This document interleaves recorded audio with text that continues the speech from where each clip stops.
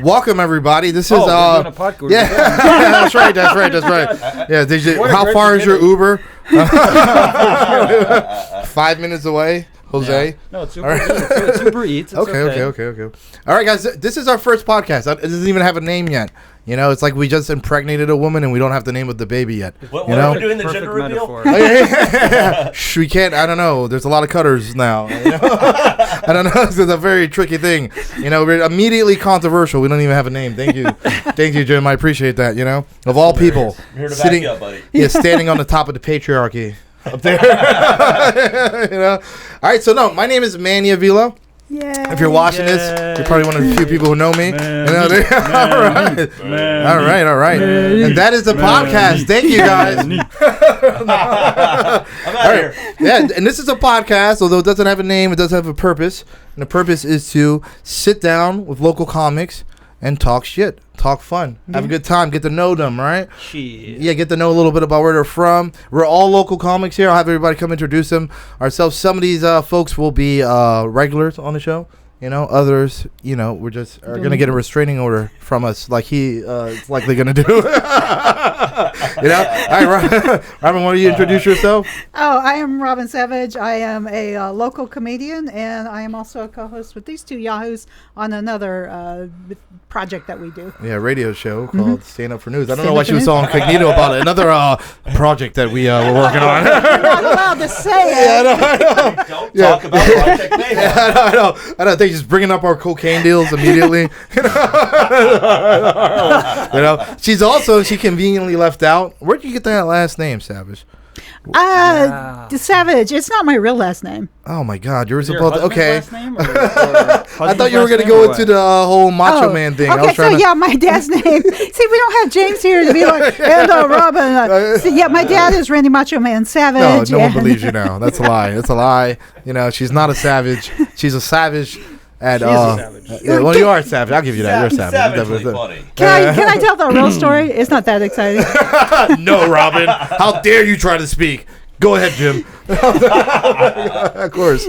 My high school mascot was a Savage, and the very first time I did stand-up comedy, I used my real last name, and I got like a weird call like at 2 a.m. on my home phone. Really? This was in 2006 when people had home phones, and I thought that was weird, and so someone said, don't use your real last name, so I just used Savage. What do you mean weird phone call? Elaborate. What the fuck happened? What kind of a phone call? Was it someone breathing like...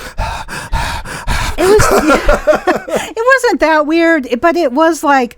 You know, hello, and no one was on there, and I don't know. I was just like, oh wow, you got one wrong call, and you were like, oh my God, I don't know what the fuck. It was like at 2 a.m. No, I get it. No, that's creepy. That's creepy. I don't know. But like, and did it happen ever since?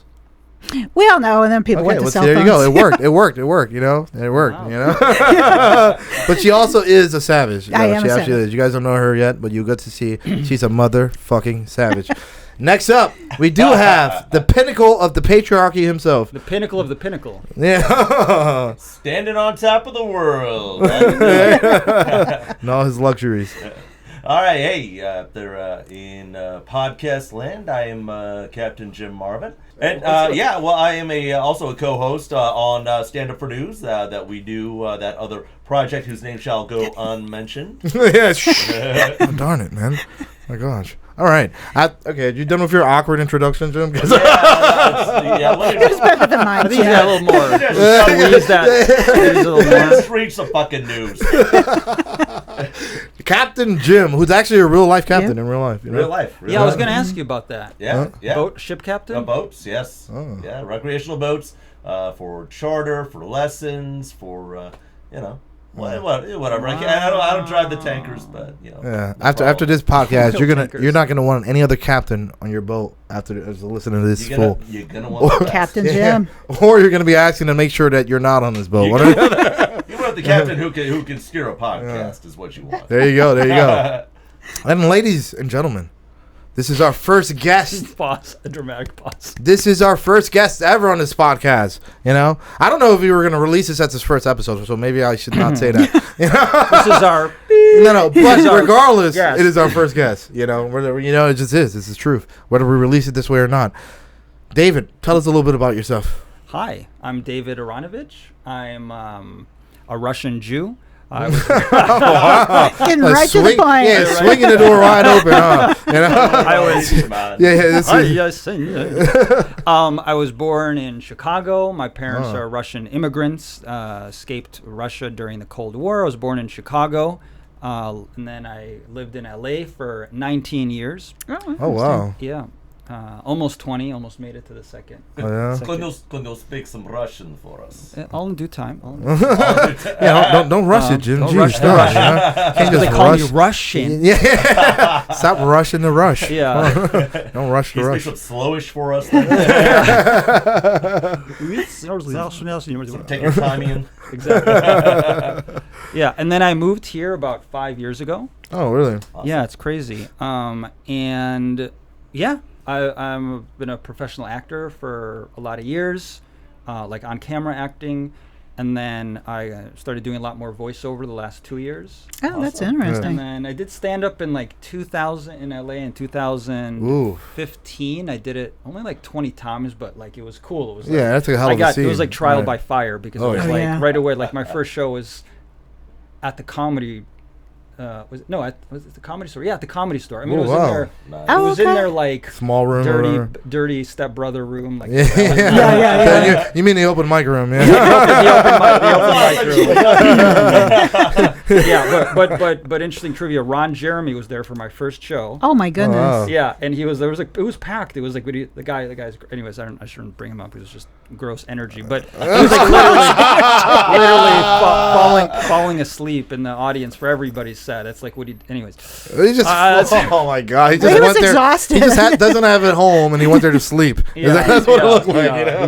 He's just tired out, tuckered out from all his activities. So Yeah, I was looking at big dick around yeah. there. So yeah, and then I did it like 20 times. Came here and then was like trying to stay creative, and I'm like, oh, let me just get back into stand up, and then it's been really awesome. It's been so fun. Yeah. Like writing, I like freaking love writing the comedy. I have so much stuff that I haven't performed. I just love writing it, and it's really cool yeah, your to bits be in the crack me up. scene. Thank you, and to just so that's me. So you're from Chicago. How old were you when you left Chicago? Gosh, like 20. I'm just gonna age me. 22. I was about to gender you next, but what was the You can do the reveal later. Don't rush that. When we get like the brum. Yeah, it comes back around. Yeah. He's just Come on, like man. hanging out with no sleeves. He's not gonna fucking. This guy's not gonna. Oh, let me pull up. We literally. Let me pull up a rim shot. Yeah, we literally just fucking asked him. He just happened to be here. I was like, "Hey, do you want to do this?" He was like, "Oh, sure." You know? There's always something. He was like, "I guess I can hold off on Netflix tonight." Why not? You know. Oh my god. So no, but the reason why I'm asking is like, did you get into like your creative side? Because Chicago's a good scene, Yeah, LA's yeah. a good scene, and St. Pete, lesser known, but there's something going on here, right? Yeah. But then you have so from Chicago. So did you get into like the entertainment stuff or the creative side of stuff in Chicago? And how was that scene? Well, I got a degree in theater, Right. Illinois State University. Oh, okay. Oh, which is nice. Central Illinois. We got some, we got some great talent that are alumni that I went to school with that are doing quite well. Oh, nice. These days. And then Chicago, I kind of like graduated, went through like a depressed thing. I'm like, what do I really want to do with my life, and then just sat around for like a year, didn't really do stuff. Yeah, And that then, was all my 20s. Yeah. Yeah, Still happening. I No, yeah, I feel ya. but my 20s. I mean, yesterday. 20 on my 20 beers, no. Right. And then I started doing like a little bit of theater in Chicago, and then took this acting class, and then just for fun, I'm like, I'm not trying to do acting, I'm just doing this for fun. And, like, Yeah, I don't want to be take an the actor. I don't pressure wanna be an away. actor. Yeah, No. and it was good to take the pressure off. No, it does help a lot. When you, I can tell you, I mean, because there's always, with creative arts, you always have this like fucking, this pressure to try to succeed in it, Yeah. And then it's completely sort of like dissolves the whole fun of doing the Yeah. actual art itself, what you like to do. So there's some freedom in just going in Yeah. and like, fuck the expectations, And then it Yeah. helps you kind of reach you're where you need it, where you need to be, I think, creatively. What are some of the productions you were involved in, roles you played, some of your favorites while you were there in Chicago? What was the first movie you filmed with Ron Jeremy? Can we go to that? was that it? There's a Ron Jeremy full circle. Well, it's called David Does Dallas, or Dallas Does Dave. David Russian in. It was my first. It was my first and only production with Ron Jeremy. First and last. It was called Ass Closed Shut. Brown eyes closed shut. Yeah, That's what it is. and in Chicago, I did an indie that never got released. Oh, that happens. That's where I've seen you from. No, it didn't get released, but it was DP. You remember Project Greenlight? Oh yeah, with Ben Affleck yeah, and Matt So Damon, it was yeah. the DP, the director of photography, cinematographer, blah blah blah, was the first cinematographer on that first Project Greenlight named Pete Biaggi, and so this was like a movie that he did like a year after that. So it was really cool for me doing Oh wow! acting in that, and I remember staying at home and because I studied theater, right, and I'm like watching Michael Caine's. Quiet! Watching Michael Caine. You could tell he's an actor. You're ruining the set. You're the take. I can't work like this. You're getting all like, Christian what the Bale hell? on this. Oh my god. That's funny. Yeah, no, like, so take two. So Michael Caine, I was watching Michael Caine. He's an amazing thing about acting for the camera, like an amazing book and video. Anyway, so, wow, so that was really? really cool. So that wasn't something that you've seen me in, but I've been in. I had a bit part, like speaking part in Four Christmases with Vince Vaughn and Reese Witherspoon. Oh, did you? Oh wow, that's so wow. funny. Yeah, Okay. yeah, I got to improvise with Vince Vaughn. This was like years ago. It was like probably my most joyous experience on set was that. Yeah. Oh wow. Because I was in a really good place, and I booked like 2 or 3 things that month, and then I'm like on set, like, and I'm like, is this actually happening? I'm like joking around with like Vince Vaughn and Reese Witherspoon back when he was like really big. Yeah, in like 07. That's what I was thinking. Yeah, 07, yeah. 08. Yeah. So I'm like improvising with him and all this shit, and it was like really fucking fun. Oh wow. So that was, oh god. God damn it! I can't do this fucking blunder. Yeah. Manny, listen, this is part of the contract. It's gonna get up. Listen, you guys need to stop. Okay. That's funny. Now we'll edit all this out, I guess. Yeah. Well. Yeah. Well. Every last bit of it? Yeah. We'll scrap the whole goddamn thing. Fuck it. No, that's interesting. Where was that shoot at? In LA? Yeah. So when you moved, so in Chicago, you're already into theater and all that, right? You already did you ever get into comedy? Because Chicago has a really good comedy scene. Yeah, it does. You know, a lot of the great Second sketches. City. yeah. Yeah. I didn't. No, you were just more into acting at first, right? Yeah. Yeah, but I'm sure. acting. But you had an interest in comedy to some degree, Yeah, right? but it like permeates everything. Like our high school, actually, we even once had Del Close, who was the famous Second City comedy teacher. His name is Del Close. Oh, okay. He's like really? huge. Like he's like the improv comedy guy. Yeah. Oh, yeah. He actually came to our high school and did a seminar for a day. Wow. Really? Oh wow. Yeah, it was crazy. You know that thing where you have to trust everybody? Like Oh, you have to like trust strangers. You mean marriage? I always lose at that game. Yeah. When you lose half your shit. It sucks. When you win, Yeah, you just break even. exist. You know? Yeah, when you win, you exist. It's just a quiet Yeah. misery when you win. So. Yeah, that's funny. Yeah, but he did this thing where you stand on a chair, and then you're supposed to like fall back, and it's a trust me, and everyone's supposed to catch you. I've seen that before. Yeah. And it's like you just have to trust your fellow actor, right? Yeah, but it's a I group of wouldn't them. do I can that. trust a group of them. Yeah, a group. Yeah, the yeah, whole I can trust a group But of he them, literally you know? didn't. He's like this old man, and he's Del Close, and he didn't even warn us. He's like, okay, like the trust thing, and he just stands up on the thing and starts falling back. And I remember it still, like he's like this, and I'm like, Del Close is falling back like Jesus, right? And we're like, and we fucking barely caught. Oh the my guy. God, He, can you caught imagine? him on the Wow. ground. That's He a got him risk. on the ground. Plunge into a group of Yeah. It's The old ass getting up there. That's a risk, dude. You don't want to be that one class who kills the guy and shit. You're like, fuck it, I knew it, man. Yeah. It was during, Yeah. it was during COVID. I was trying to keep distant, you know. Fucking, No, it was he pre-COVID. just fell. I didn't want to touch the old guy. Could you imagine during COVID, people are like, You don't know, oh my God, I don't want to do it. Yeah. You got your face mask on. You got the jab. Yeah. But no, I didn't do comedy in Chicago. I mean, our school was really like awesome. Like our high school was like amazing with comedy, and then our college was amazing with comedy. We had this thing called Theater of Ted, which actually was co-created by Brendan Hunt, who's the co-creator of Ted Lasso. Coach Oh, wow. Okay. So I don't he know was who like any of those people are. Ted Lasso. Oh my God, Sorry. yeah, it's like It's amazing. It's an old people's thing. No, definitely not. It's an amazing It's the comedy Matlock. show. On Oh, really? Apple. Ted Lasso? No. Yeah, Jason Sudeikis. Jason and- Sudeikis. Oh, really? Yeah. I like Jason Sudeikis. Yeah, he's Yeah. great. Right. So he co-created it, and it was like this thing like "Dare to Suck" is the motto, and you just go and you just go fearless, and that was the whole sort of culture of our school. So Yeah, we do that's theater, cool. but I then love it was that, also Dare to like Suck. people would go and just streak, or they would just read poetry, or they would. That's quite the just- contrast. Streaking, or sexual harassment, streak and whi- poetry. We had someone streaking while reading poetry. Oh, look at that guy blending both A worlds. Rottweiler was chasing them through. No, that didn't. I was gonna say he was. I was gonna say he was running out The of. Rottweiler. Yeah, I was gonna say he was running out of a fear. Wasn't? I don't think he was Yeah, thinking he was exactly. streaking. He was trying to run for his life. You know. So. I was gonna say creative that's choice. interesting because what Manny was saying, like you get so caught up in trying to make it your career, but Dare to Suck, that's almost the opposite. It's almost like I don't care if I make like I'm Yeah. purposely Yeah, trying yeah. to do Yeah, like something yeah, so uncomfortable, exactly. and it's probably in the opposite. It's like a growth way. You're not Yeah. trying to be right, perfect or right, the right. best. Or try That's- to be, yeah, exactly. Oh, to take that's- chances, to take risks and stuff. Like, Yeah. Yeah, you got to be encouraged. free in there. It's kind of weird though. There's a lot of pressure to like, you know, you lose sight of it. You know, of just doing it freely. Like I heard Robert De Niro say that one time.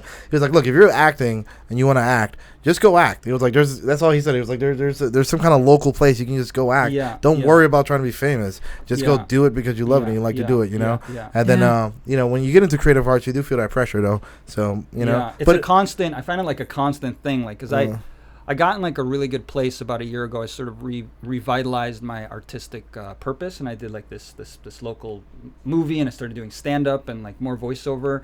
And I'm like, I'm just doing this for fun right now. Yeah. And then you start Yeah. to get some success a little bit, and you're like, oh, and then you're like wanting the success, and you Yeah. and it like you and you're like, oh wait, no. Yeah, Why right, am I out of right. the zone? I was in the yeah, zone. that's so Yeah. funny. That's so funny. Right, so it's a constant sort of like Struggle. No, you're right. Trying to Track, like right. kind of right. Yeah. Not swing one. You're as you said it perfect. Not swing one way too much. Yeah. Because then it's like the more that you don't focus on it, it helps you kind of hit that vibe where you want to be, and then you excel when you're in there, and then that's when you start getting attention. Because, Yeah, but yeah, it's because yeah, you're yeah. in that zone, you know. Yeah. And it's just like focusing, letting the ego get involved and all that. Exactly. Then you start getting outside of that zone. You got to get recalibrated because that's where you want to be. Keep the blinders up Yeah. and just focus on the art. Focus on yourself. Be a good person. Help people out. You know. Yeah. You always one of the great things about getting into creative stuff is you meet a lot. You network a lot. You meet a lot of Yeah. people. You know. Yeah. And you really get opportunities to help people out. You know, even a podcast like this or whatever. Mhm. You know, it's just like Mhm. James with the radio show. You know, you meet different people and there's Yeah. a lot of opportunity to really, you know, a lot of space for you to really express being a good person by, you know, by just helping someone else grow in your field, you know? Yeah. I guess you can Yeah. put it, you know? Well put. If that makes sense. Well put. All right. And on that note, thanks so I much. know, for thank you coming. guys. Word of the day, you know? Not that I We're gonna bored hug it everybody. out. to sleep, you know? No. It wasn't boring. It So was did you go, awesome. so did your family decide to go to LA or was it just you who went to LA? No, I just went to LA. I always like got to this point where I'm like, it's all or nothing. I just felt I was like in Chicago and I was working at this nutrition store, and then I just started doing acting, and then it sort of built up my confidence again. And I did Right. like booked this like indie film, and then did like a couple industrials. Then I got see. part of the union, the SAG, after. Oh, nice. Oh, nice. okay. During the strike. There was Uh-huh. a strike happening back then too. Really? And There's always a strike. Yeah, Is it yeah, still going on? It's so stellar. I'll tell you what, those late night monologues got a lot better after that last strike. Oh my god. So yeah, and then I was like, it's all or nothing, and then just flew out to New Orleans, drove out cross country with my my friend Alicia, who lived in Baton Rouge, and we just drove out to LA together, and it was just like I have so many fucking crazy stories about I LA. bet, I Like, bet. when you first get there, you don't know what, your ass from the hole in the ground, and you're just like, and you're just, but you know what I mean, and it's like it really tests you. You're like it's I have to sink or swim, and you just man, because there's one thing, hit dude. your head on the I wall always and you just fucking try to figure it out. man. Yeah. I always have that thought, thinking of like as a talent going to LA.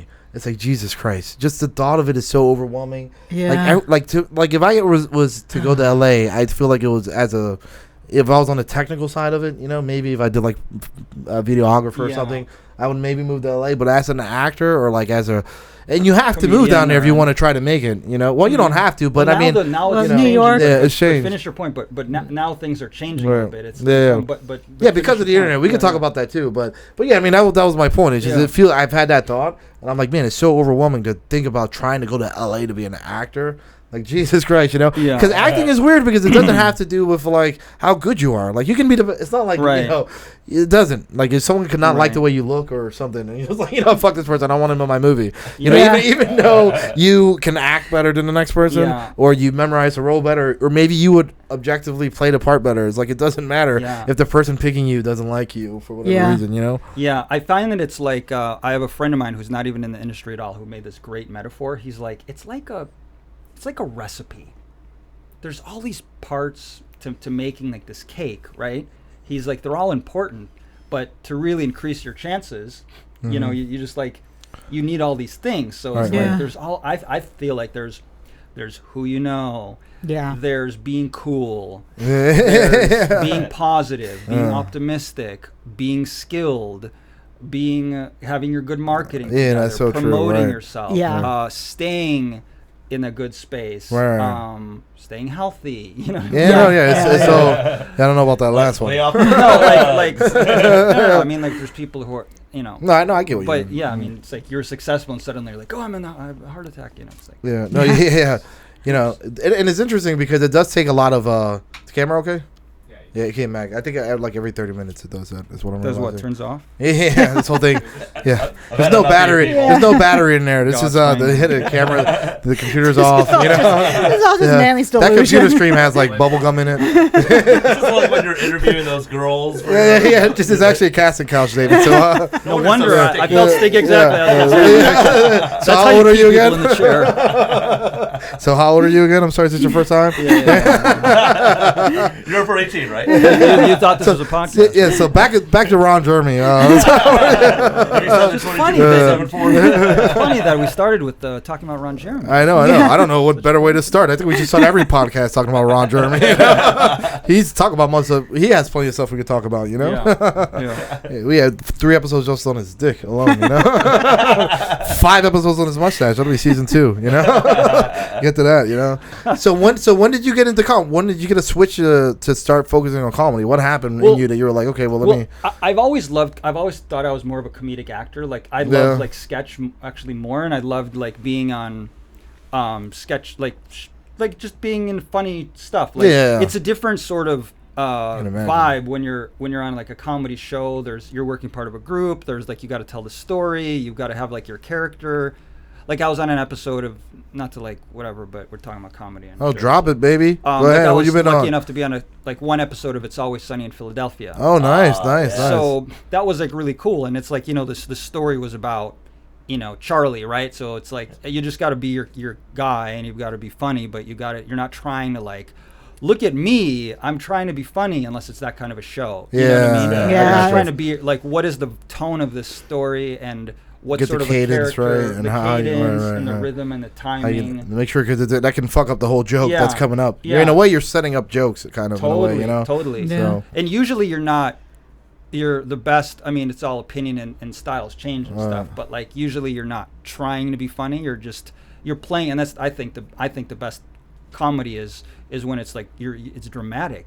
It's more life or death than drama. Except it's life or death about ridiculous shit. Yeah.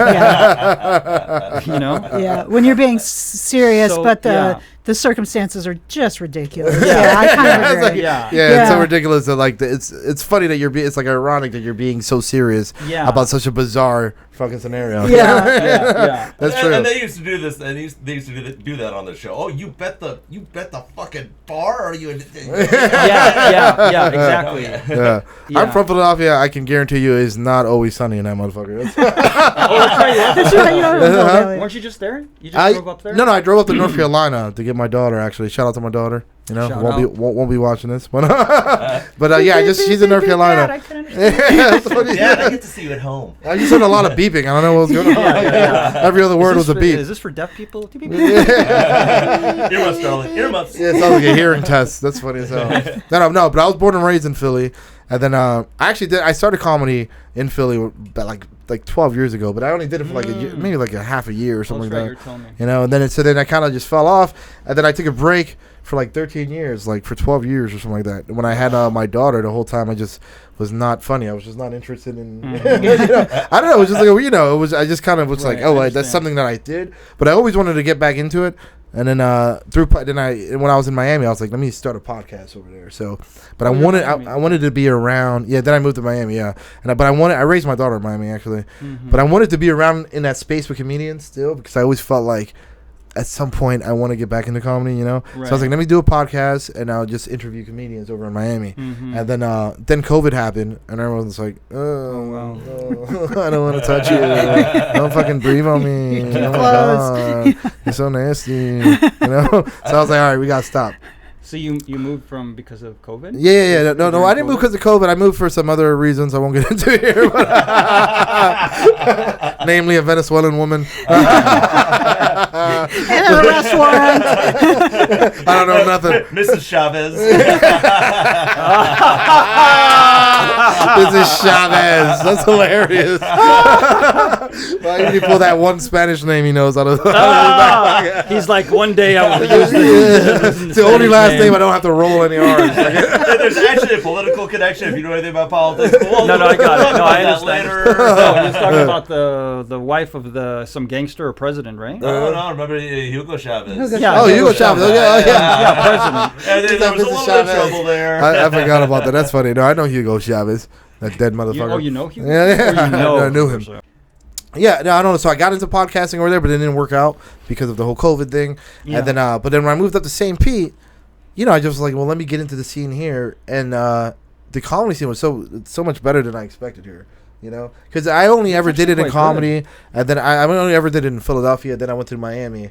Miami was just an awkward place to socialize in any categories. It's kind of like a weird place to really make close connections with. At least for me, it was. I did not vibe with it, and a lot of people seem stuck up. I don't know. It's of fashion and wealth. And not to I don't want to shit on LA necessarily, but I do find when I go there, I have found certain similarities. Oh yeah. About the. Obviously, people are people. Everyone's different, right? Yeah. There's I get it. I get it. Oh, we're the shit. I remember I went there for a commercial callback at some point. And it was people are I mean, all in their own thing, and I'm like, all right, you're gonna be trying to be stuck up. Why? Yeah, we're not talking shit. I mean, they own it. You got to own it. I mean, that's a big part of their culture in Miami. It's just that's where you go to spend money. That's where money is. You know, it's a very vanity. You know, that's what it is. It's a vacation plot. Oh yeah. It's definitely beautiful people. Yeah. And none of them ever spoke to me. So, no. But either way, so it was a little tough for me just to make those connections. But over here, I came here, and immediately, everyone's just a lot more supportive of everybody. Yeah. I know so many business owners I have met here. Even shout out to Adrian, who runs this place. Oh, nice. You know, shout out to Tiki Tavern, best uses. You know. Oh yeah. In St. Pete, Kava Bar, wonderful place. Juices. Yeah, that we're not drinking. You know. Otherwise, we'll have to pay her. Yeah, we got some back here. Sponsor. Yeah, or just impose something on the screen, you know. But the you know everyone's a lot more supportive. The community is very supportive here, and then the comedy scene in particular, you know, I was a little surprised when I got here. I was like, okay, you know, there's at least a lot of activity and there's a lot of interest in it. A lot of people are showing up to it, a lot of comics and open mics. Yeah, and a lot of people show up regularly. I mean, you know you're gonna see them 2 to 3 times every week, right. And you can go out every weeknight if you want to. Yeah, virtually, right. Every night. Yeah. Every night you can find something. Yeah. You can be doing comedy all the time. I would say that used to not be like, I got in from 2006 to 2016, and it used to be not like every single night. And then when I came back around to getting in comedy, I was like, with Jim, I'm like, you could honestly, if you wanted to, every single night go find a stage now somewhere. Not guaranteed it'll be a good open mic. You know? They're not all good open mics, but if you're just worried about getting your minutes, you at least have the opportunity. But some of them are very are good, which actually leads to my next question. So, what was your worst bombing? And we all gotta, since this is our first time here, we can all kind of go through this here. But what was your worst bomb, would you say? The worst bombing was, again, it was in the belly room. And I started doing in the Comedy Store. And I went there one night, and it was like literally 2 or 3 people in the audience. And it was like a bigger space, or like 2 people. And one of them was like, started heckling me. And he was a fellow comic about a joke that I was... Clearly, that wasn't the right setting for this particular joke. But I'm like saying my premise, and I'm like, she's like, no, that makes perfect sense. And the whole point I was pointing out an incongruity or an illogic with this thing, right? That that was true for me and for a lot of people. But I was like, and she's like, no. And she was all like antagonistic, and I'm like doing it, and I'm like, okay, that really felt bad. Because I just, it's just not just that nobody's laughing. Yeah. But that it was just like someone's challenging me, and it does sometimes sucks a little more when it's another comedian. I don't know why. They like if you're involved with a regular person, it's like okay, whatever. But when it's another comedian, it's both like hurtful and aggravating. Like, I actually did a. I'm not going to name the place, but I was at a place. Anyways, there was a local place. Doing Disney and my World. thing, and they're always like usually putting me on like so late, and I'm like, great, everyone's gone. I don't get to really feel it, and then I go and do my thing, and I'm like literally just trying to get words out to practice the first time saying certain jokes sometimes, right. Or actually, usually it's what I'm doing, and then the person that went on after me, this comedian, she was like, oh yeah, like giving shit to like, oh, this guy's was doing blah blah blah blah blah blah blah, like talking shit. And then I get it, like sometimes you got to shit on the last comic. It's funny to like sort of like handle the space in the room if people weren't like laughing. Just to get them to laugh a little bit. But then she just kept going, and I'm like, she started insulting you. And started talking about the size of his penis. And started really twisting the knife and shit. That's why your father doesn't like you, and your fucking mom left. Yeah, I'm like, I caught him in the women's room. Like, you're a kiss. Yeah. It's like, all right, mom, get off the mic. Give it a break, mom. Right? No, it's. I mean, taking a jab at the comedian before, just get things started. That's one thing. But laying into them for the whole set, or Peter, like it was like a bunch, and then it was like sprinkled throughout. Like she kept leaning back onto you whenever she needed a laugh. Like, so you don't. So you remember that Russian Jew? I'm like, so you don't trust your set enough, so you got to keep. You're using me as a crutch. I get it. That's what he told himself in the car as he cried. She's just using it. Because she's insecure. My set was really good. It wasn't for me. She wouldn't have anything to talk about. You're a real man, David. You're a real man. Next time she does that. Where's my Snoopy blanket? My wubby. A wubby. A wubby? What's that? Some old 1943 toy. Fucking Jim had. When I was a kid, we had Slinkies and we had Wubbies. A ball in a cup. When I was a kid, we had sticks and we had saber-toothed tigers. That's how old I am. You are not that young, Jim. So. That's funny, no. But so my worst bombing, actually, I guess happened pretty recently. They were all there for it. Fucking I think it was when I made fun of that homeless lady, when I was talking about homeless people. Oh, I wasn't there for that. It was just the venue. Yeah. I know. So we went to a homeless. It's like AC Williams. Homeless canned food benefit. The homeless canned food benefit. Oh no. And I made jokes about homeless people. You know, I completely forgot. I don't know how the fuck I forgot because we walked in there with bags of donated clothes, right? Like, I had it. Yeah, it was. I'm always high. Yeah, that's just me. I mean, okay, fine. you always have to include that in there, assume in every story that I was high when that happened. So, yeah, I was higher than the homeless people, probably. You know? Were you wearing your blanket? Yeah, my Snoopy blanket? No. My whoopee? No, I wasn't wearing my whoopee. Did you get there on a slinky? Yeah, dude. Almost there, James. Slinky in my ass over there. It's funny. No, but it was an event for homeless people, and they do it every month, and it's a really good event. Like, I love it. Shout out to Ace Williams. Ace Williams and Sounds familiar. Homeless helping homeless. Helping homeless. It's just like charades. Helping homeless. How does a homeless person act, Manny? How does a homeless person act? Sounds like. That's hilarious. No fucking. Cans for comedy. Is that what you're Yeah, looking Cans for? for Comedy, right? Yeah. Look at the name of it. I mean, it's so obviously homeless, right? And I know fucking Cans for Comedy. Wow. But then I fucking but we did, and it's a great open mic. Yeah, it's That- fun the open mic. audience is always nice. Sometimes you go in there and it's so hard not to make them laugh. They're very receptive, you know. But dude, I went up there and the set was already bad when I started. You know, like I started off bad. Like they weren't, because the first time I went up there, I like threw some jokes at them, right? Because they're like an older crowd. And the first time I ever went there, I was like, hey, I was like, oh, thanks for taking off on bingo. Taking a day off on bingo. And they all, something like that. They all laughed. Then I was like, they said it was an open mic, but I feel like I should be explaining the benefits of Medicare Part D.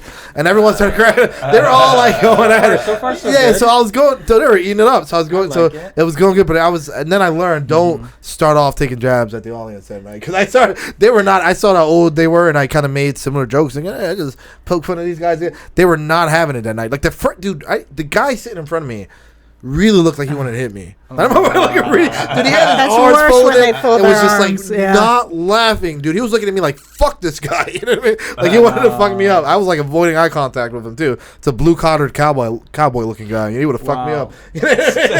What are you doing on my Get off my stage, boy. You know, fucking. And then there was that one lady kind of heckled me, and then when I got it, so I was doing bad before I got into homeless. So imagine, like they already want you off on the stage, and then you just start fucking making fun of them in where it hurts, you know. So I fucking I made like a homeless joke about some fat homeless lady. Well, it was just about being homeless and fat or whatever. Yeah, but Is your name Guy? Guy Dully. Shout out to Guy Dully. The reputation he has. Hitler on that. Oh yeah. What happened? Shout out to Guy Dully. There's a comedian around these streets, around these parts, you know. And it's like his rep. Yeah, his rep. He has the most hardcore jokes. He's one of my favorite comics, actually. Oh, he's a great guy, but he has. Yeah, he got in a lot of trouble one time for. Yeah, but his reputation precedes him so much. Homeless lady was joke. It for the homeless one? Yeah, Oh. yeah. Oh, really? He once He got so much started trouble for making Ukrainian jokes in front of a family of displaced Ukrainians. Oh my Oh, god! wow. There's just no space. Yeah, he was doing crowd work. He was like, "You guys know what I mean, right? You were just there. You guys saw it, right? Oh my god! That's horrible. Oh, come on, you should relate to this. You guys don't speak English, or it's horrible. Oh my god! I know. So, but his reputation, and I've never seen any of his sets that were any worse. I mean. You were there for that one. Yeah, I wasn't there for all the nights where it happened, but just the aura around it, like the fact that she brought it right now, the aura around his name just cracks me up. You know what I mean? So I was like, I love him just because of that. The anti-gay jokes at the gay bar really did. I forgot about that guy. I forgot about. I think funny. that's the first night I met you. I forgot about that. But he got kicked out of somewhere for a homeless joke. He didn't get kicked out. He was at Java Kava, which I've never seen anyone get offended by anything at Java Kava. Is homeless becoming off limits, or is that? I think he just offended a couple people there, because the whole premise of his joke was like, women, you'll never see homeless women because they can just like sleep with someone and they'll take them in. And someone was like, very kind way to put that joke. Very PG. I'm a white woman and it's in my nature to sugarcoat everything. Yeah, you need to be his editor is what you need to be. A fucking publisher, you know. Well, then some guy was like, he was like yelling, he goes, "Did you just say there's no women homeless?" And then there was kind of a back and forth, and then I saw the guy like go to like one of the hosts and be like, "Can you believe he doesn't think there's any women homeless?" I'm like, it was just his What joke. the fuck? Why does he have a soft spot for a homeless woman? right? It's like if he would have made fun of just the men, but he made fun of homeless women, you know, that is the demographic I have fought hard for. You know, he probably was just some ancient guy, right, who has his wife homeless with him. It was like, what the fuck? Like, how dare you? She's homeless. Yeah, she's homeless. I can show you a homeless woman right here. I just checked my wife out. I know, it's horrible. He's like, what? Yep. Now you're homeless. Now say your joke, goddammit. Say it to her. He just like brings her on stage by her ear. Like, but why would an audience member at a stand-up event take anything, you know, as fact that any comic up there is saying? I know. I don't know. That's problem of part of the audience's expectation. Yeah, I know. A lot of that is. There's people who get offended in the comedy. It's like, dude, get the fuck out of. Go to the mermaid. Go. She can't breathe she can't sing underwater. What are you doing? Yeah, or leaving a movie Bullshit. and like really being upset at like Captain Jack or like or whatever, like Jack, you know, a character in the movie. You know what I mean? Yeah. Like imagine like you get out and you lose sleep over Magneto. Like I don't fucking understand how he got away at the end of the movie. It makes no goddamn sense. You know? There's no way they could have stopped that boat with that anchor like that. No way. No, but there is something to say. It's like, bro, listen, if you laughed at some of the jokes and get offended at one, what the fuck? Like now what I'm saying is fact. Everything else was funny until this one topic. Now I'm saying, now I'm speaking factually. Yeah. Right? Yeah. I can make fun of everything else. And then I hate that too because it's like you want to be included, right? People want to be inclusive, right? That's what the aim is, right? So let's say, you know, you can't make a gay joke or whatever, right? Right. It's like, all right, if you want that community to be inclusive, I got to be able to make fun of you, bitch. Right? I make fun of everybody else, right? So I'm discriminating by not making fun of you. Yeah. You know, it's like, why do I have to be on eggshells with you, but not with straight people or not with you know? Let me joke about whatever the fuck I want It's to the joke ultimate about. reverse discrimination. By losing you, Al. It's reverse racism. No wonder he agrees so well. That's one thing I know. He's like, now you're preaching to the choir, Manny. Amen. No, I'm joking. No, but it's but you guys get what I mean. And I get it. It's a tricky thing because, dude, comedy is comedy, and there is something we talked about this before, where it's like, you know, comedy is kind of an arena. It's a little special in that it has a pulse on like you know how far you can go with the language. You know what I mean? Right. Where like I think when you're being serious, like politics and shit like that, there's a lot of censoring and stuff like that. But in comedy, you know, I feel like you need to have that space. It's a little more. It can become a little more than an art form, especially like times of like tyranny and shit like that, where you can't say anything. You know what I mean? Yeah. It's like you see people getting arrested for writing jokes. Yeah. You know? Yeah. Comedians are on the front line, and you can see like a lot of pushback against comedians these days, especially from you know the powers that be. You know, I mean. Repressive places like China and so forth, but you know we gotta keep an eye on that here. Because right, big time. We're next. I honestly feel like the comedians saved our culture, because I felt like, this is obviously my personal opinion, but I got to a really scary point with the censorship and with the language, and it just got so extreme that different artists and different talk show people,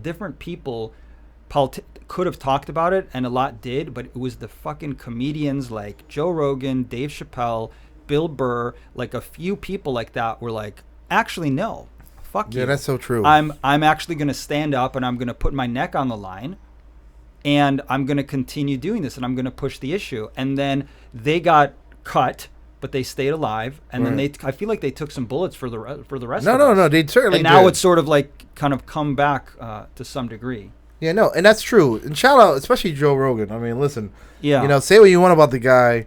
He was all right. He was freaking. I fucking hate that guy. You know? No, but he was exercising freedom of speech as much as you could on one of the biggest platforms that you can have. I mean, this guy has a massive platform, you know? Yeah. And whether or not you agree with him or disagree with him, that's the whole point, man, is that you have to be able to say controversial things, right? That's what your First Amendment right is for, just so you can be able to say, you know, it's not for you to talk about like what the time is about and shit. You got to be able to push the boundaries on what in question and be speculative, and you know what I mean.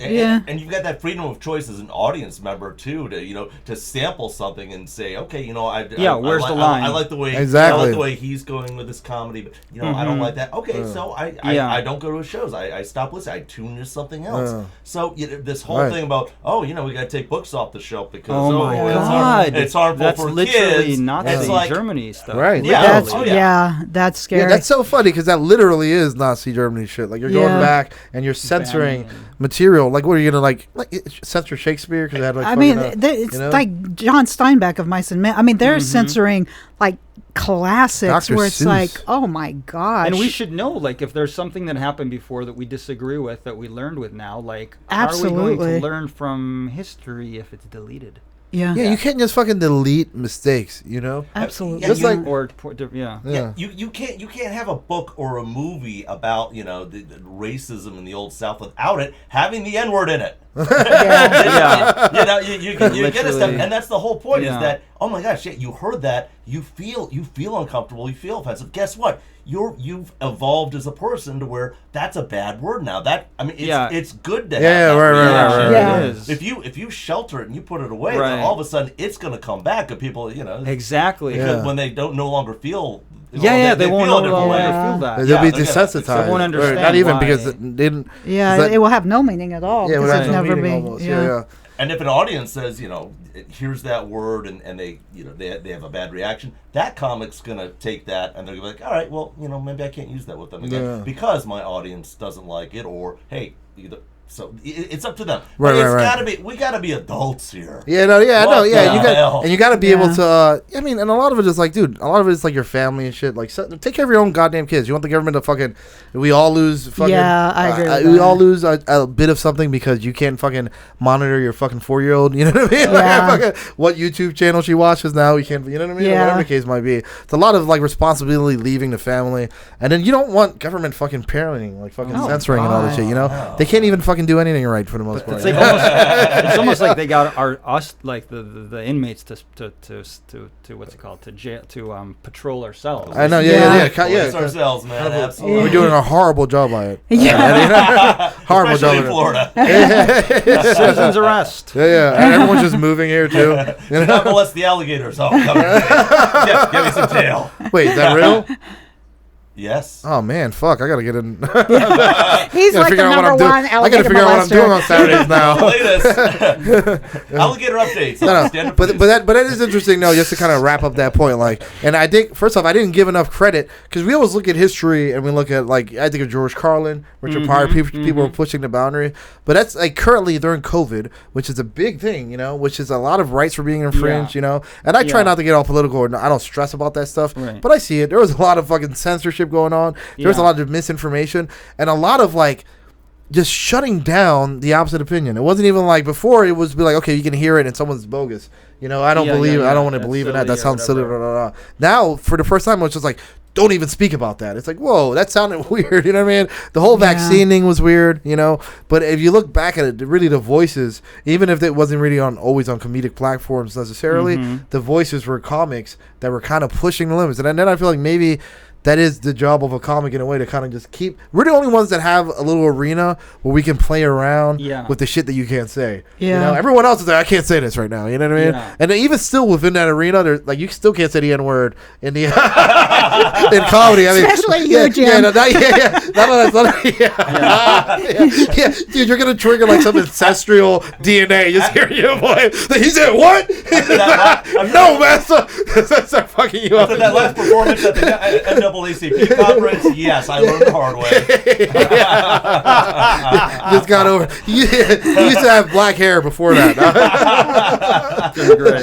You got all the black meat out of him.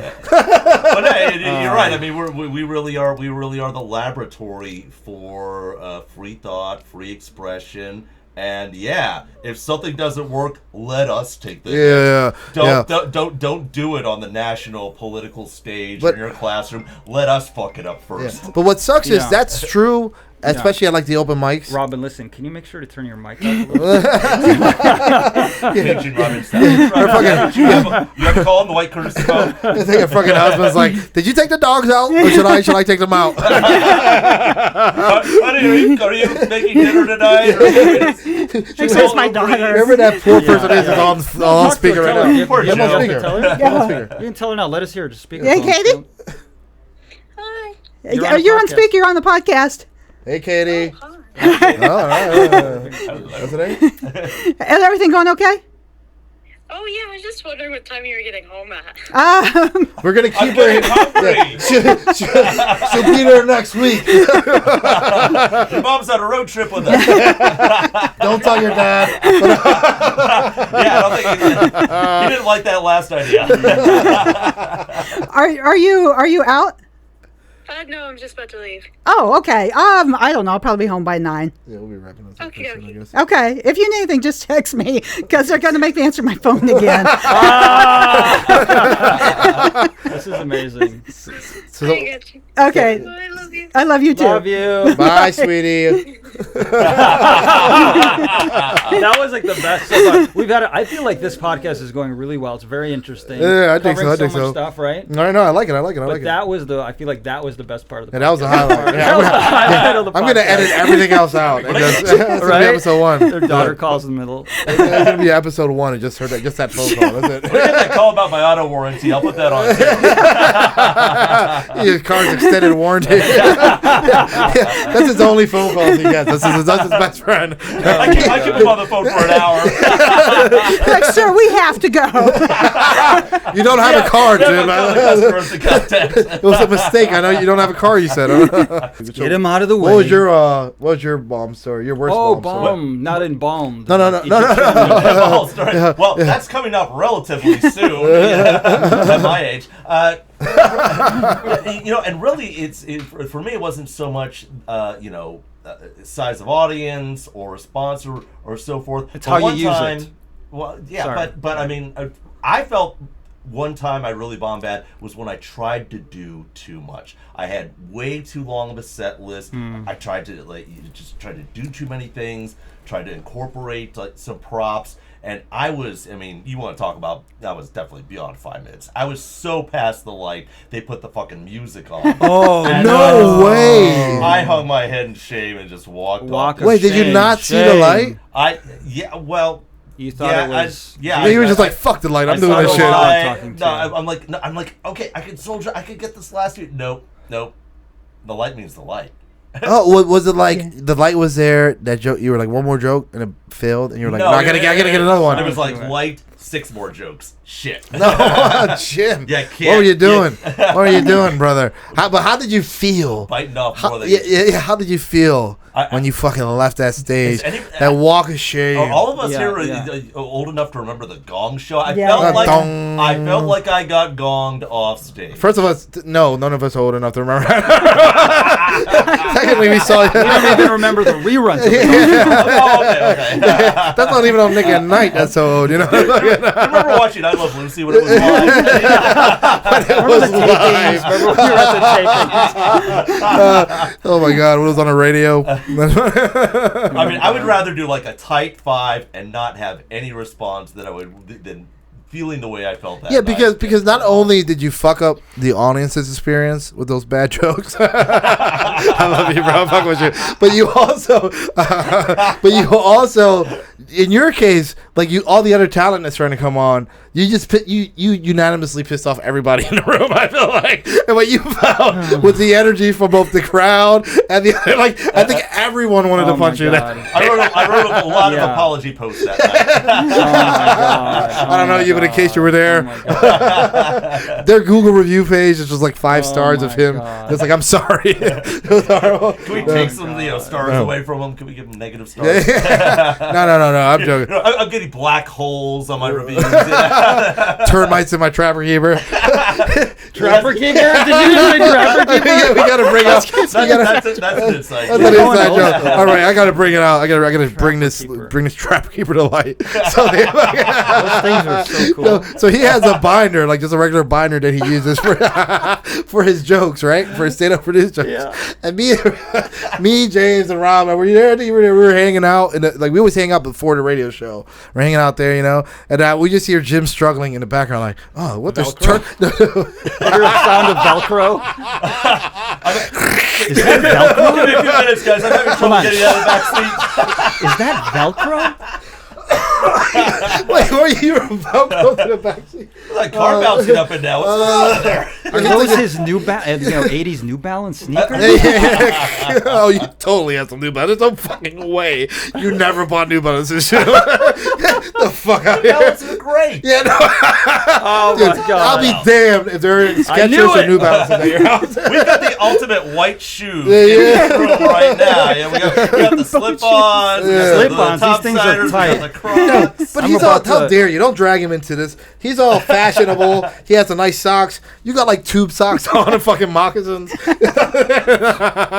shit match. I'm Look, jealous of look, those socks. okay. my shit matches. Look at my shit The internet world matches. can see. Yeah. No, I'm the last one to talk. Jim is always dressed way better than me, actually. I'm like, really? But you're dressed warmer. Yeah. I just wear clothes sometimes.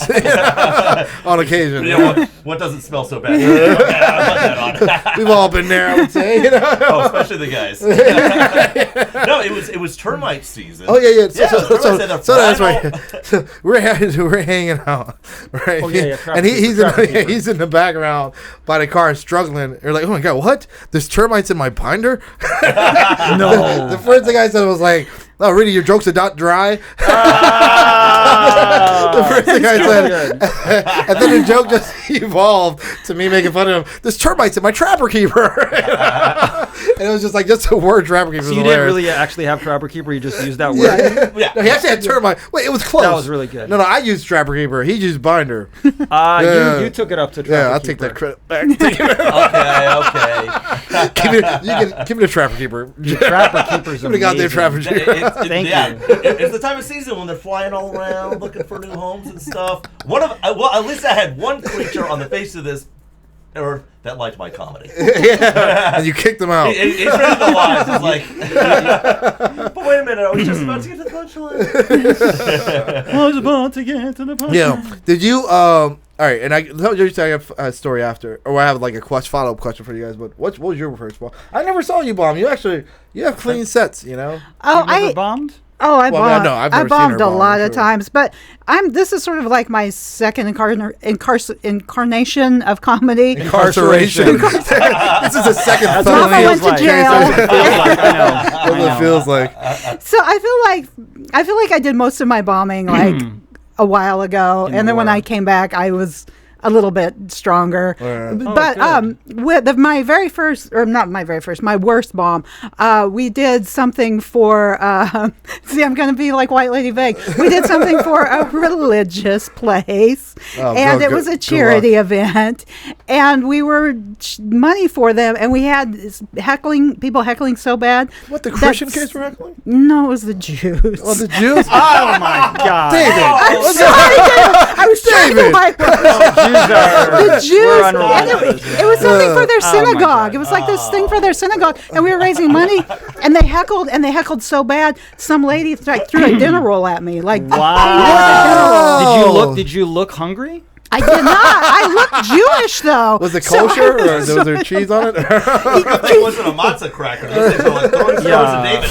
Was it gluten-free and kosher-free? Or Girl, someone threw food at you? yeah. That's pretty rough. That's pretty rough. You know what that At a means? synagogue. Oh. You know what At that a means? synagogue, too, at a place of Yeah. peace. That means all Jews are bad. You did. If that happened, that means all Jews In are a bad. synagogue, all of them. that's where the No best of them are at. exception. You know, that's like a church. That's where the best of them are at. You know, you gotta, No. That's the. I've never. I had a bar mitzvah. Whenever Drew you know, dinner I rolls. always Never drew I dinner always rolls. throw like cod or Yeah. Something classy. or salted fish or something. At least Please give me a blintz. Come on. Blitzer with blintzes. Yeah, someone throws a Drano at you. Sit and spin. Just spins it all the way to you. Animated thing that goes up. It's slowly. An animated show. I just totally saw this animated like dreidel, and you're like, it's just slowly coming to her. It taps her ankle and she falls. spins you into another galaxy. You're like, how did I get here? This is my third incarceration. I'll come back for a fourth, I swear. Jews don't believe in hell, but they believe in incarcerations. Yeah, I guess so. Is that true of the Palestinians. No. Is it true that Judaism doesn't believe in there's no hell in Judaism? Is that true? You know what? It's so funny. I had a bar mitzvah, and I should know this, but I don't know if I actually don't know. I feel like such a bad Jew. I don't know. I know it's not talked about in the Bible. Because I heard that. And I was like, what a fucking cop out. I don't think we do. I don't think cop out. Really? He wants to keep anybody straight. You have a thing. There's no risk in this for you guys? What the fuck, you know? No, but you do have a thing. Like in the high holidays, it's called like Yom Kippur, which is like Rosh Hashanah and Yom Kippur, which is like you're supposed to say sorry to people that you harmed, and you praying to God to help him that he, like a Bullshit. He said, bullshit. None of my Jewish friends have ever apologized to me. Not once. Well, they're bad Jews. No, they're supposed to, and you're supposed to seek forgiveness and forgive. So God writes you in the good book for the upcoming year, and you don't want to be written in the bad book, meaning like good tidings will come, and it's better. But it's on a yearly basis? It's on a yearly basis. Oh, like Santa basis. Claus. And there's definitely heaven. It's just not. It's not so much talked about. Like harps and clouds and things like that. Yeah. It's not. It's not. It's not much. Yeah, because the whole second half of the Bible, that's just Christians, right? Yeah. That's after Jesus. Part 2 was just the sequels was all Christians. The Muslims and the Jews. Yeah. You're triggering me. Speaking of all this stuff, I'm gonna go take a leak out of my circumcised penis. Okay.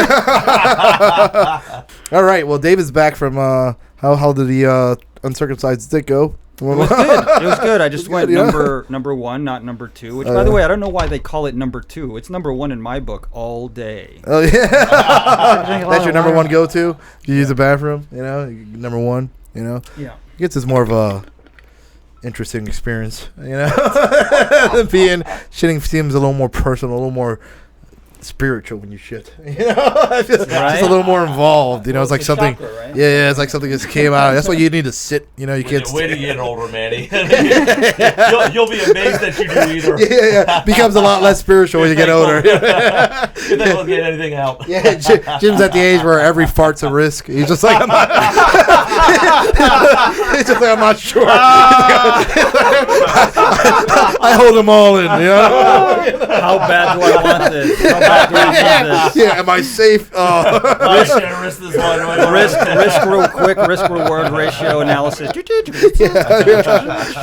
He must do a good job because he wears a lot of white tube socks and shorts. So I don't think there's too much running going on. When I start wearing long brown corduroy every day, I've reached that age. Start wearing long brown corduroys. I'm wearing waders and boots and stuff like a fly fish. This is great. You got a phone call. Calling. We gotta pick that up. You gotta love this podcast. We got blenders, cell phones, house phones. No one has a house phone.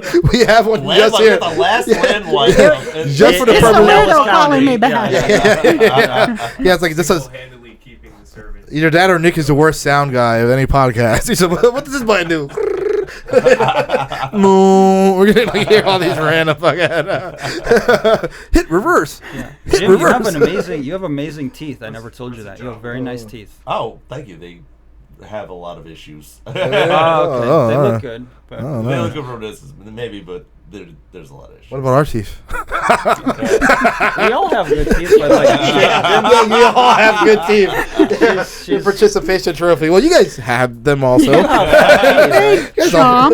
Guys, coverage is like modest mouth. Yeah, really, they're slightly off-white, I think. They're that Just great. like me. You are not off-white. I was telling him the other day. It's like having such a white friend like him. Like just an older white. It's top of the patriarchy. Older white male. You know what I mean? You made it, man. You he's made like, it. I know. I'm like, I told him the other day. I was like, dude, you're like a step below having a Jewish friend. You know? Now you have both. I got both. Dude, right? if I'm not successful by next week, I'm fucking quitting. You know, this podcast doesn't blow up. You guys suck. We suck. That's so funny. So, all right. So, but did you grow up into Judaism? Like your family was like practicing Jews and all that? Yeah. Well, my family escaped. I mean, they literally had religious persecution. Like especially my dad. He was it's called a refusnik. So he was like spied on. Really? Tapped his phone. Oh wow. So was he kind of like paranoid growing up a little bit about that, or? A little bit. He was very much pro-America for sure. Yeah. Very pro-America, which is funny because I got made fun of for being a communist in the when I was a kid because it was the Cold War, right? Yeah. Oh, wow. And it was like, "Commie, go back to," literally like I got bullied for that. Do you realize what we you Like, went through yeah, to get here? my dad. No. Yeah, that's funny. Which is funny, which is Stay. true. A lot of immigrants are very pro-America. Oh, A yeah. lot of, Oh, yeah, more no, so because than a lot of what- Americans listen. will shit on them. Yeah. You shit in your own place. It's like it's easy to point out what's wrong with Rome when you live in that motherfucker. Right. You know what I mean? Yeah. You're like, all right, this shit Right. ain't nice. Like these Yeah. floors don't look good. Meanwhile, it's like fucking people like fucking starving and shit. You know what I mean? Right. Yeah. You're like, You're what's so a lucky. floor? You know? Yeah. You know? No, seriously. Like you pit. Yeah. It's like sometimes people are so ungrateful. And the shit that you take for granted every day, the fucking freedoms that you take for granted Yeah, every day, yeah. people don't understand to what extreme, like how bad it can be, you know, out there. So they always shit on America, but you have to have some kind of perspective and know that, like, okay, Grant, like, dude, you have no control over where you're born. Yeah. Yeah, we hit the lottery Right. just on that. Like my life is shitty, but it's shitty in America. That's a whole different shitty. Yeah. Like, you know Yeah. what I'm saying? So Yeah.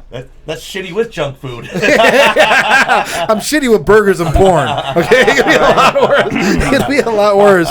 You know, I got hamburgers, I got porn, Yeah. and my life sucks obviously because of but I'm not like Yeah. fucking getting raped at like a factory line somewhere. You know what I mean? For, like, it's like, I mean, unless you want to. yeah, you okay? That was my weekend. They're just like, who the fuck is this guy? It's the third factory he broke into this week. Nobody celebrates Pride more industriously than Manny Avila. Why so many pig hard hats? That's funny. But all right, Dave's like, no, it's not funny at all. No, it's fine. Okay, you guys are crossing the line. I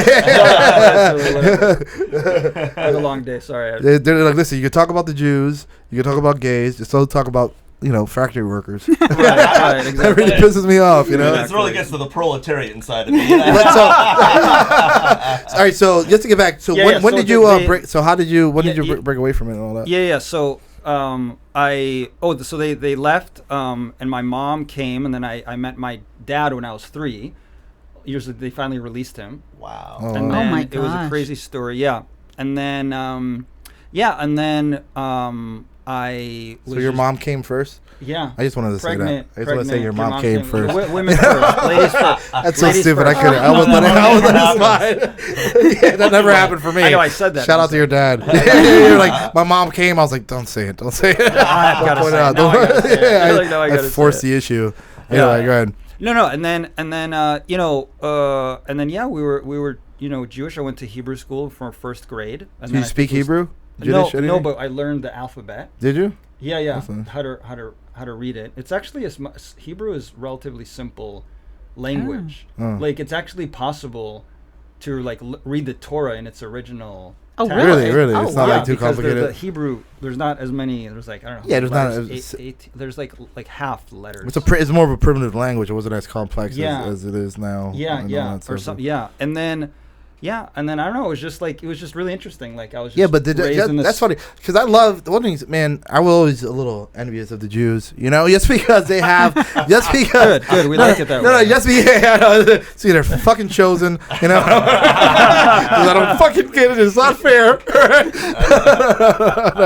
No. But one thing that I love about that is that, dude, they take care of each other, man. It's such a tradition of taking care of each other, bro. And just like there's no other race sometimes you guys are religion, sometimes you're race, sometimes on the argument. So, if you're arguing religion, they're we're not religion, we're a race. Well, We're not a race. We're a race. I It know, doesn't right? count. It's so unique You like guys are that. slippery. It's so, Manny, I grew up in DC, man. They might take care of each other. That doesn't mean that they don't talk about each other behind each other. Definitely some gossip. Sylvia, listen, she can't. No, but you know what they mean. Like even like look, they're successful people, but a lot of it is because of that culture. Like they really have a culture of taking care of each other. Yeah. You know, setting their Take kids care up, of looking your for a mitzvah, set their kids up, to set their family up. You know, all that stuff. And it's like you don't see it had a lot in a lot of again racist. I guess. We're going with race here. A lot of racists. You'll see that in a lot of group of people, much group of people. You know, no, but you get the point I'm saying, though, right? You see that a lot too, and even like like with Asian people. Like they're so academic, like Japanese. I'm just getting racist here. Like the Japanese and stuff. No, but they hammer in academics so much. They do. You know, and there's just it's just like built into culture. It's just like working in a certain type of way. You know what I mean? And we're just dumbing down here, America. Oh yeah, no. People take pride in being fucking ignorant. Oh, they do. They What do. the They fuck? do. Yeah, I had to show him what WAP was. It I was so know, funny. it's Could you crazy. imagine, dude? It was fucking The 2 in the song WAP? Yeah. No, I didn't show him the actual thing. Thank God. Every time we "This brought him it near, is." every time we brought him near, it dried up immediately. I was like, I don't know what it is, Jim. It was just one a moment ago. Every time he sees you, he's like, Manny, I forgot. Can you show me what that is again? Like, I just forgot what Like it a looks like. tumbleweed. You mean white Anglo-Saxon Protestant? No, I showed Manny what WASP is. He's like, I'm telling you, man, it's missing an S. Like, it's not it. So, dude, we're coming back from a comedy show, and I reference WAP. Dude, I'm drunk. I know, every third word out of his mouth is WAP. What the fuck are you talking about? I was like, Jim, I know you got that WAP. Just give it up. So listen, we were coming back for shout out to Ed Shed. Can we give Ed Shed a shout out? Oh yeah, give Ed Shed Yeah, a we were shout giving out. a great show, Tampa Bay. They do The Fringe Festival. the Fringe Festival. You do it regularly too, right? Or was it just for the Fringe Festival? Yeah, we do it regularly, but that particular show was for the Fringe Festival. But a great show. But we were out there in Tampa showing her some love. We went to go visit her. Yeah, And then we went drinking. It was hilarious. Yeah, it was a fantastic show. It was great. We can get into it. It was a great show. Ed Shed, exactly how it's spelled. You know, there's no hidden letters in there. Yeah, no, Ed Shed. Yeah. There's not. It's Ed WAP. That's my flop. Stop it. So but it's like 2 in the morning, bro. We're like, I'm drunk as fuck. We came back from her drinking with her. I'm drunk. I'm in the car. I'm showing this guy what WAP is. I'm like playing a video. I'm like, this wet ass pussy. It's just like, I'm almost driving up the house correctly. What the fuck is that was like the I thought most. you guys were talking about the derogatory name for Italians. I was dude. I think that was the most hardcore porn he's seen in like 3 years. I think just that video. You know, he's like, what is this? This is ridiculous. They're just shaking their asses like that. What is happening Like, here? hey, this is wilder than Bukkake. What Wait, the hell? wet ass pussy? Is it the ass or the pussy that's wet? I don't understand. What's wet? It all looks wet from here, Manny. Please They're explain. really working hard. They're really working at that He dancing. said it all looks wet from here. That's hilarious. He thought he was out at sea again. There's so much water. Goodness, these young ladies these days. Thank God I brought my captain's hat. There's a lot of water. You guys are I crazy. brought my foul weather gear for this one. Oh my God, you guys are wild. But so your parents, when you broke away from Judaism, like when I didn't break away Oh, from you didn't? Judaism. Oh, so Are you practicing? Well, not practice. Well, what Jew practices? I mean, That's a you silly got to question. practice at I being made a Jewish. money. I mastered Judaism at 12 and I walked away. No. I was born a rabbi, baby. No, a lot of like there's Orthodox, there's Reform. But isn't there Judaism. there's because let me not to cut you up, but what I'm saying is because there's like there's a religion because there's a religion aspect to it, and then there's like a race aspect. Right, to it. exactly. So you can be a Jew, Russian. Right, Yeah. so you can have the religion. Isn't that more like the religion? It's not like a race per se, but It is kind of I don't even know. A lot of Jews, it's like people debate this, write books about But it. there's people, but then at the same time, but there's people that write, but like you'll see someone who's like Jewish, but he's practicing like Christianity, Right. or he's practicing like whatever Scientology, whatever the case might be. Right. So, but what is that? How do you? Like, is that it? So you're breaking away from the religion aspect of it? And you're It's just not saying, like, I'm still- I mean, for me, it's not, I never felt like I was breaking away. I feel very Jewish. Like, I feel like, fucking sure. Like, very, no, like, I feel like it's very much part of who I am to this day. Right. And I actually really love and respect so much of it. I actually started getting, because, you know, when you're a kid, you're like, who am I? Where am I? What am I doing? Oh, What's yeah, the life whole all identity about? crisis for everybody. Yeah, the whole thing. And then and then very early on, I was like, just because I was raised Jewish, why does everybody's like, yes, God and this about Judaism? I'm like, well, what if I was raised Christian? Yeah. Right. So I just asked myself that uncomfortable question pretty early on in my life. And I'm like, well, just because I was raised this way, does that mean it's right? Because there's all like these different faiths and atheism and this and that. I'm like, well, what's truth? So, I mean, you know, obviously it's, you know, I'm still figuring it out, but but it's kind of like I definitely felt like I was always been a seeker for some time. And you know, I went to a Christian someone was teaching at home, and I was going there like after college, like really like, okay, I really am here to understand, not just here because I'm supposed to. Christianity. Yeah, Christianity. Like I went and they're doing like Bible studies. Bible study, and I was like really trying to get it. I volunteered for like a Native American tribe in Wisconsin. I was did part of like a sweat lodge ceremony where we're like in the womb like missionary of work Mother Earth. type stuff. Like no, not missionary work. Well, kind of. It was just for a short time, but it was like this chief, and he, you know, they're like, I slept in like this huge field in a tent. Right before then, they were like, yeah, there's spirits of Indians running. And back then, I didn't believe in spirits and that we were spiritual. It was like really scary for me to even like think about that. Like, there's spirits. And they're telling me those stories about that, and I was like, oh, good night, see ya. And I'm like and like ghost stories. Yeah. Getting hazed by a tribe up in the And then being like, obviously, like I almost minored in psychology, but I was too lazy, to be honest. So I just majored in theater. That was more fun. Way more active than psychology. BS. It was like literally our school didn't offer a BA, Bachelor of Arts, so it was just literally a BS in theater. Oh wow, that's funny.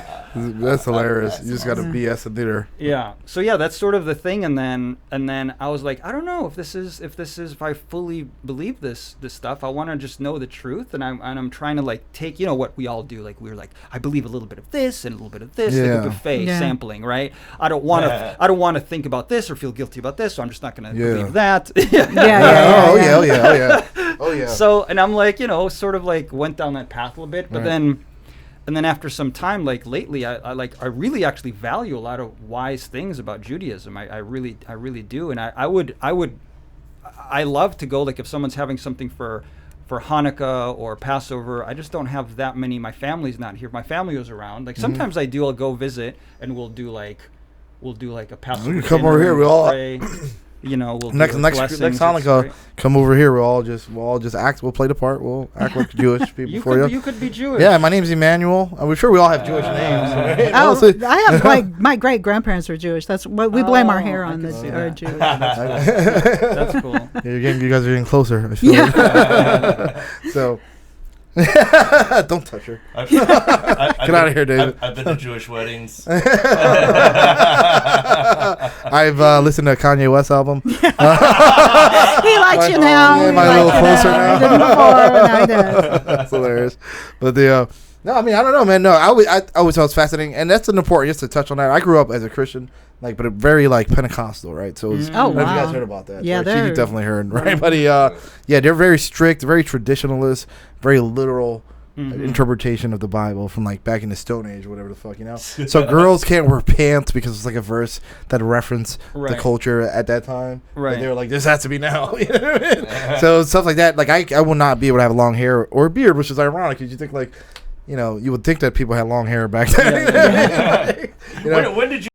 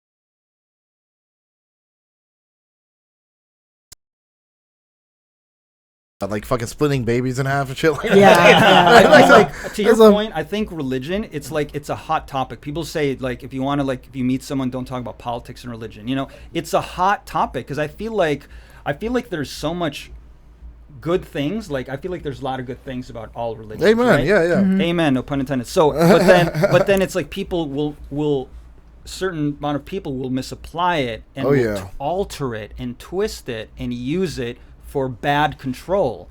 So it really triggers people. Just like anything else, government's the same way. Government's like has some good to it, but people put it in the hands of the wrong people. Yeah, and then you're just gonna abuse that sort of power and all that, you know. Yeah, and like, but religion, there's an aspect to it. Listen, I come from that same school. Like, there's a lot of stuff. I don't believe in every story in the Bible. Okay, I don't, not literally at least, you know. But I do believe there's a lot of truths in there. You know, like the 10 Commandments. I can't throw the baby out with the bathwater, right? Like the 10 Commandments. Okay.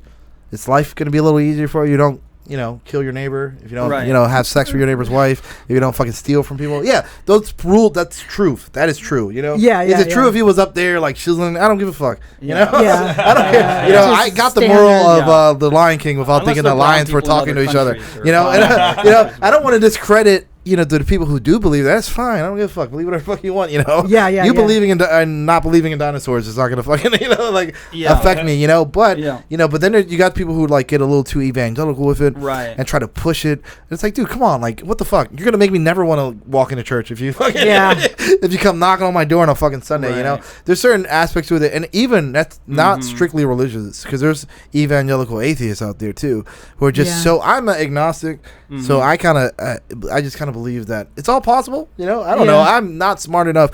So many smarter people currently living in this world, so many dead smarter people that died. So I'm like so all the way at the bottom of not smart people, you know what I mean? Like, I don't know how the fuck we got here, I don't know where the fuck we're going, you know what I mean? It could be right, I take it you studied it, but you can't tell me for certain you know the fuck we got here, bitch. You're all the way. First off, it started over here. We're all the way over here.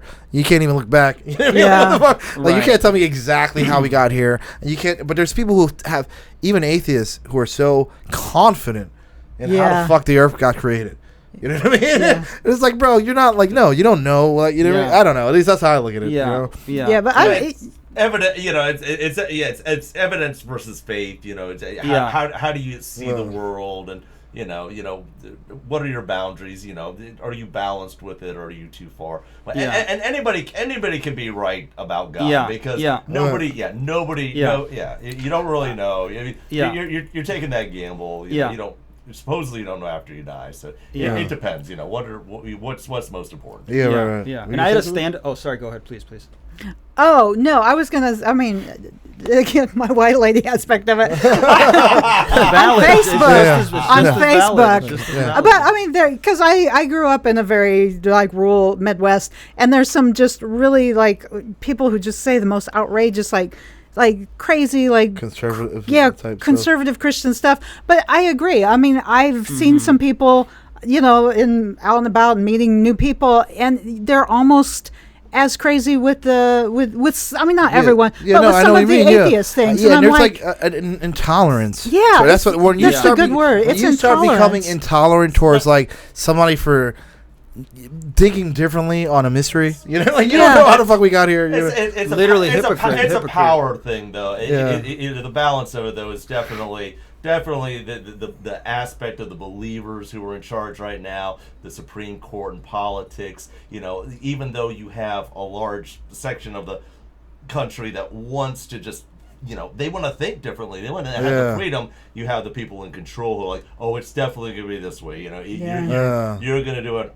according to our religion. That's where we're, and especially now with them wanting to fund schools with public money, it's gonna reach a point where it's gonna blow up. So just walk. I mean, but that's always been a battle. Walk back from it. You know, that's always been a battle, because now it's like both sides. It's like there's not so much. They took a lot of the funding out of schools for Christian stuff. From when I was a kid, it was like praying in school to a certain degree. Like they changed a lot of that stuff. So that wouldn't even exist. But there was a lot less. So they took a lot of like the Christian aspect of school, but now they're putting a lot of other ideologies in school too. That that are just like a lot of like the trans stuff. And like it's at a very early age. And then like their argument is that like if you're Christian, you're not gonna go to preschool. You're gonna have if you're Christian, you're gonna have a fucking problem with your teacher teaching your kid you know, that he can be any gender. You know what I mean? Yeah. You know, so that's like, so then there's a lot of funny going into that, and now the Christian people are getting upset about that. You know? Yeah. So because in a way, it's like, you know, it's still ideology. Both, like, just keep it out of schools. Right. You know? They're both ideology. Yeah, I know. You can't. Too. And you're feeding, and exactly, you're feeding it like to the kids like facts. It's like they were feeding God like it was facts. You know, like you start going to school, you believe in God. You know what I mean? Yeah. Like stop, take the ideology out of school. Like just fucking teach numbers and shit. Teach me how to read and teach me how to do math and shit, and then just shut the fuck up about your family feels about one or the other. Let that be about the family and shit like that. Because then it comes because it's weird. We came full circle to like when I was a kid. When back in my day, you know, when I was younger, which was like the Bush era and shit, conservatives. Props to George W. Yeah, hey George W. There you go. You know, things were a lot. Things were almost as funny. He was the funniest president until Trump. You know, things were almost as funny. But then, no, but at that time, I remember the Republicans and the right were all trying to like control your life, get into contraceptives. Like, I was like, what the fuck are you in my bedroom for? Get the fuck out of here. Like, I use whatever condom I want, bitch. Shut the fuck up. You know, you shouldn't tell me. Or like abortion, things like that. Right. Where there was just a lot more censorship, and then it went full circle to the point where like now Democrat, it's like the left, it's a little like more unhinged. Pendulum. Not all like the far left, you know. Right. Now they're trying to control language, and they're trying to like. It's like, whoa, what the fuck? You know what I mean? Yeah, you're right. The pendulum you know? does. Yeah, the whole thing in between, like, oh, you know, shutting things down because you're saying it's misinformation. Yeah, that was crazy too. Versus what is obviously misinformation. We can't agree on facts anymore. We can't agree on what's you can't even agree on facts, which is true. That's a big problem. Yeah, which is true. Which is true, and it's just like due to the internet and shit. Now we have ability to get our own information, which is good and bad. And it's been hard for the powers that be to kind of manage the internet, you know. Because before it was like, TV, it was fact. You can't go nowhere else. You know, if Channel 10 and Channel 6 said the same thing, that happened. You know what I'm saying? Back in the day, you couldn't go to you couldn't go Google it and find some conspiracy theories, different angles and shit. It's like, no, it's fucking bullshitting, you know. Yeah. So now you have the internet, there's free flow information, but then it makes it, which is good. But then it makes it so hard. But then there's also so much shit. Yeah, I was in gonna there. say there's a lot Muddy of in the water, really you know? bad, terrible. It's like then you have to like. So you have to be somewhat smart or intellectual enough to kind of like decipher through. Yeah. Most people are not like that. You know how many people send me like not even an article. They'll say, "Look, this is happening," right? And it'll just be a meme with the words on it saying, in 2001, whatever. It'll just be like a stupid stat with a meme. It's not source. It's like, by 2024, everyone in the U.S. is planned to be vaccinated or some stupid shit. Like, what is this? This is just a meme. Someone and there's so much meme. like BS conspiracy stuff, but there's real conspiracy stuff mixed in there. I know. How It do makes you it go? scary. And people go. Like we're talking about in the beginning of like the Jewish lady throwing the muffin. It's like all Jews. I joked around. I'm like, it was that a means roll. All Jews, all it was a dinner roll. It was a dinner roll. That's right. If it was a muffin, it would have bounced right off. If it was a muffin, I would have eaten it. Do you think her jokes were that bad? Thank you very much. You think her jokes were that bad? They were muffin worthy? I don't know. I think her muffins are better. She was on a roll. Literally.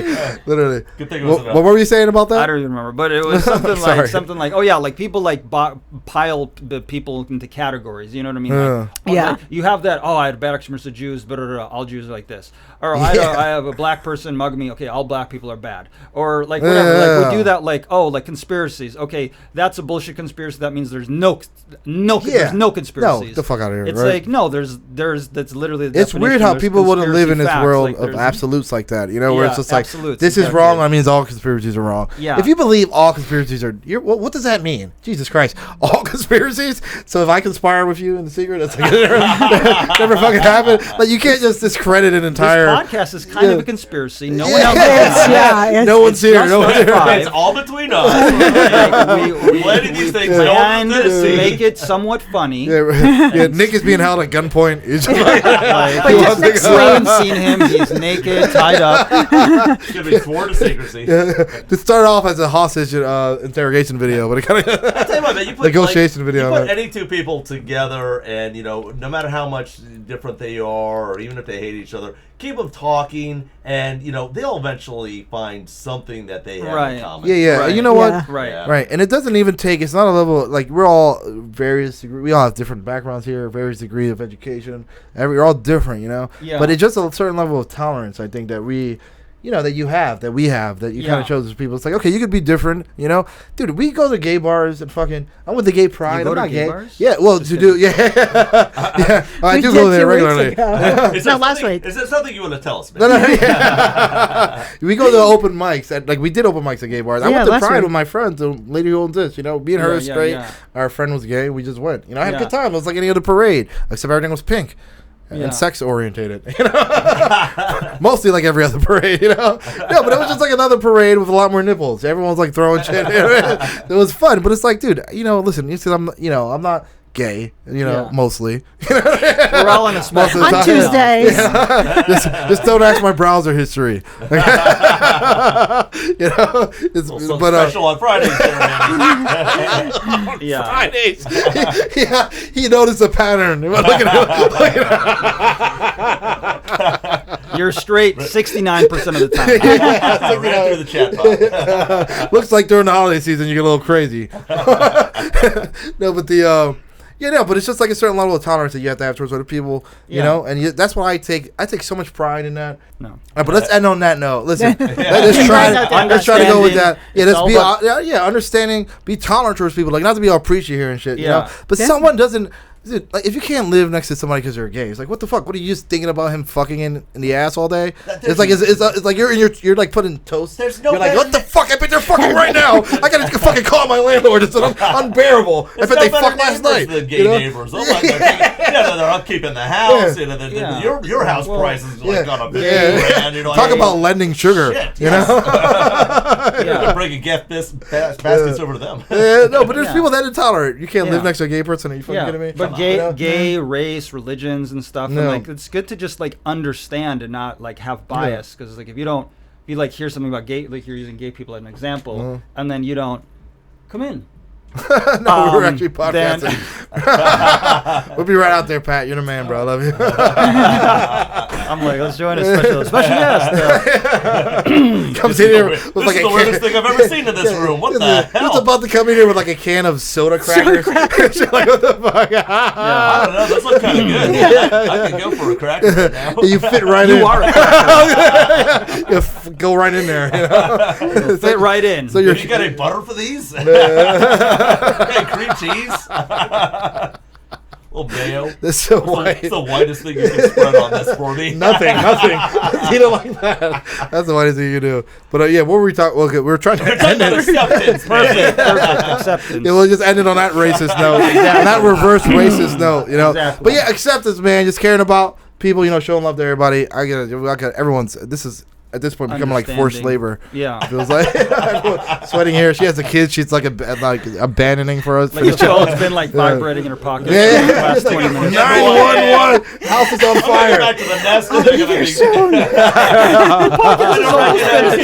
It's like, why is she so sweaty and shaky on the video chat? What do I say next? All right. If the show goes over 50 minutes... All right, so let's say a bye. Shout out to Nick. All right, who came in? Thank you, Nick. Producer, when you say bye, Captain Jim, say bye to the folks. First episode. Bye, everybody. Robin. Goodbye. Motherfucking Bye. savage. Let's go take. Oh, yeah, brother. I'm, of course, Manny Avila. And our fucking first host ever. Guest. I mean, guest. Man, Jesus Christ. Wow. Okay, let's just try it. I'm obviously, you should be the host, obviously. That's my way to go. You want to say goodbye to the folks out there, David David? Aranovich, thank you so much. Where Love can we being see here. Yeah, you wanna Where can hand we see it- you next? Let's plug a couple things. Ron Jeremy compilations. No, Ron Jeremy two. compilations. I was in this movie. It's a Hallmark Lifetime movie directed by Haley Duff that I had a really great part in called nice. Project Baby. It's supposed to be out any day. They shot it here locally because they've been doing a they lot shot of it here ones. locally. Nice. So that was really. She also acted in it. It was a lot of fun. And yeah, that should be out very soon. And then I just I'm in various audiobooks for Tantor. Yeah, what are you doing? Yeah, publications. you just right Well, I before just here. finished narrating an audiobook for Brilliant/Amazon called Batu and the Search of the Golden Cup. It's like the Kazakhstani version of Harry Potter that they're making it for American audiences. Oh, They wow. have a series of Ah, books. that should be This is a interesting. book, a book for for American audiences. So it's all in English wow. and all that kind of stuff. How lengthy are these books? Oh, this one is a young adult book. So how many pages per day do you read when you get there? How does it work? I mean, I usually have done, because we're there, I mean, it's like, how many did we do? Like about 60 to 70 pages? Oof. But it's like, you're reading the narrator, then you're like, we're doing the different kid voices and doing that. And then you're going, he said. Only if you're making it fun. What's Only that? if you're making it fun. Yeah, I read some audiobooks where the guys it's the same voice the whole time. Yeah. Like, you suck. Yeah. Then they walked into the castle. Yeah. And the little boy says, hello. Yeah. You sound like a little boy. Yeah. The little girl said, "Who are you?" Worst voiceover actor ever. Oh my god. Yeah, I'm sure whoever your listeners will appreciate that. So Yeah. Yeah. And he said, yeah, and then he threw a muffin and a donut at me. Then I got thrown a half a dozen donuts at the Jewish thing. The story just keeps evolving. It becomes like yeah, a loaf of bread. Yeah, then they keep going up. One of those boss cakes. A giant, I heard she got thrown a giant birthday cake got thrown at her. This wasn't even her birthday. Jews, God damn it. Yeah, she was in those cakes, man. All right, on that note, all right, guys, this is the first podcast. It was a blast. Good. Thank you for coming on the first podcast. This was super great, man. Thanks so much. We did it, bro. Thanks, guys. We're gonna have some more coming.